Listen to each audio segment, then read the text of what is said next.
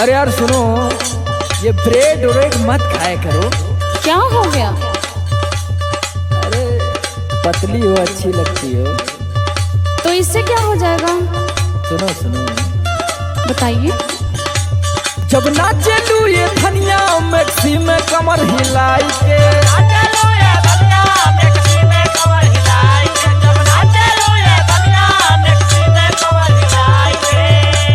जब नाचे लू ये धनिया मैक्सी में कमर हिलाई के, तो मन करेला चुम्मा तोहे ले ली गोरा उठाई के।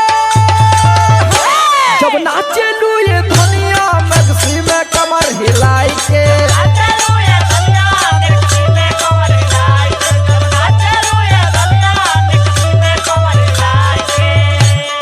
अच्छा तो ये बात है। हाँ यही बात है। तो तुम भी लुंगी मत पहना कीजिए। क्यों? सुनिए। सुनाइए। जब पहन के सैया कुर्ता आवेला पनमा खाई के,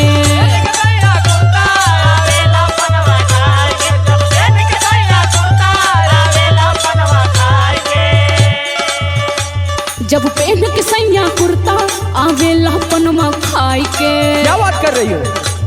तब मन करे कि भुइये तोहे कॉली प्यार सुताई के।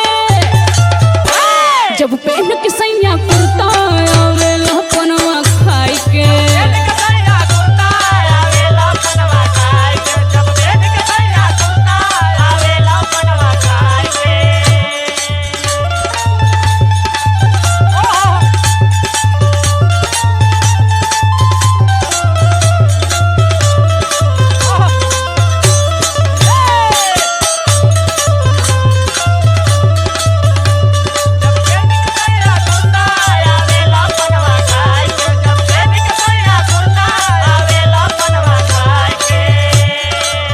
सुनिए।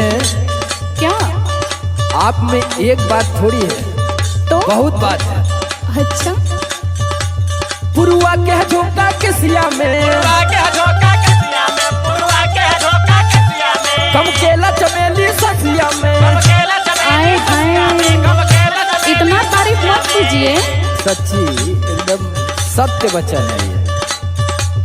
पुरुआ के झोंका के सिया में, गम केला चमेली ससिया में। उठेला ने हमें अंगड़ाई जब चालू तुरे छुआई के। ए सुनिए ना। क्या? जब नाचे लू ये धनिया मैक्सी में कमर हिलाई के,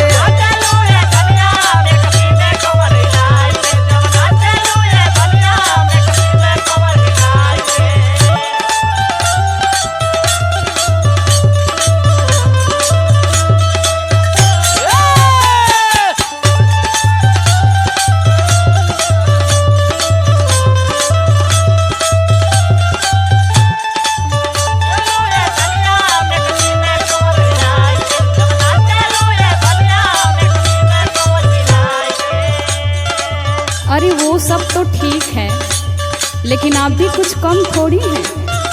अरे सुनिए। सुना लीजिए सुना लीजिए। जब बोले ला बतिया वेला,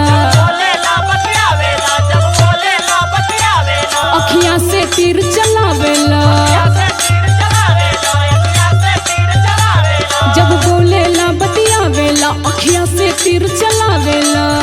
फिर करेला ऐसन बतिया हम रह जाई शरमाई के। अरे समर आलोक हुआ ना। जब पहन के सैया कुर्ता आवेला पनवा खाई के,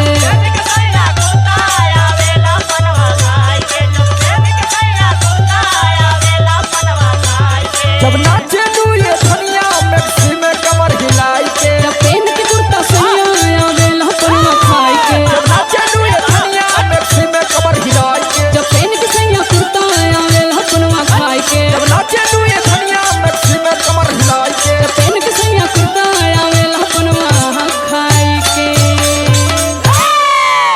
चला तब आवल जा नहाई के।